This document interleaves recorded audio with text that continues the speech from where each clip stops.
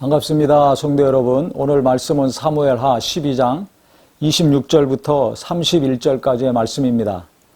요압이 암몬 자손의 랍바를 쳐서 그 왕성을 점령하며 요압이 전령을 다윗에게 보내 이르되 내가 랍바 곧 물들의 성읍을 쳐서 점령하였으니 이제 왕은 그 백성의 남은 군사를 모아 그 성에 맞서 진치고 이 성읍을 쳐서 점령하소서.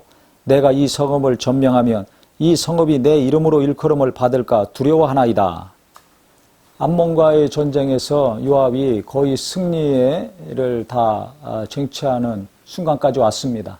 그러면 성을 완전히 점령하고 자기가 뺐으면 되는데 그 마지막 순간에 다윗에게 전령을 보내가지고 왕이 오셔서 이 성을 점령하시옵소서. 만약에 내가 점령하면 내 이름이 드러나지 않겠습니까? 그러니까 자기 공로보다 그 전쟁의 승리의 공로를 지금 왕에게 돌리고자 하는 거죠. 이건 부하로서 어떻게 보면 마땅한 도리고 당연한 일이지만 오늘 이 말씀을 보면서 생각나는 것은 우리가 이 땅에 살면서 어떤 일을 잘 했을 때 과연 그 공로를 누구한테 돌리는가 생각해 봤습니다. 우리가 은연중에 이렇게 얘기하다 보면 자기 자신이 한 것을 드러내는 경우가 있습니다. 아니면 자기 가족 중에 누군가를 높이면서 나타내는 경우도 있습니다. 그러니까 의식적이건 무의식적이건 간에 내가 남편을 자랑한다던가 내 아내를 높인다던가 아니면 내 자식을 높이거나 내 부모나 그 조상들을 높이는 경우가 있습니다. 이게 남이 들을 때는 이게 뻔히 다 아는 얘기죠. 그러니까 그런 말을 할 때는 내 안에 자랑하고 싶거나 아니면 인정받고 싶거나 아니면 다른 사람들보다도 뛰어난 사람임을 나타내고 싶은 마음이 있는 것입니다.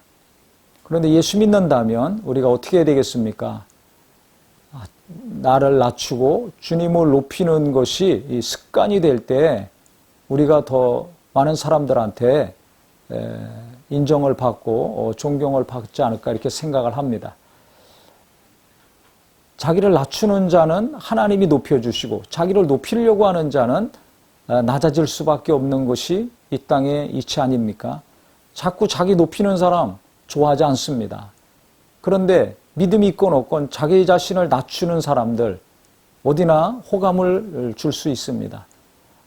내가 어떤 사람인지 내 가족들이 어떻게 살고 있는지 주변 사람들이 뻔히 아는 경우는 더하죠. 특히 교회 안에서 나를 자꾸 낮추고 내 아는 사람이나 내 관계된 사람들이 근데 특히 내 가족들이 뭐 특별한 일을 하고 일을 잘했을 때 그것을 드러내기보다는 자꾸 낮추고 하나님이 하셨습니다. 하나님이 은혜입니다. 하나님이 도와주셔서 된 겁니다. 나를 낮추고 내 가족을 낮추고 자꾸 하나님을 높이고 예수님을 높였을 때 많은 사람들이 더 기뻐하고 좋아하는 사람이 될 수 있을 것입니다. 하나님도 얼마나 기뻐하시겠습니까?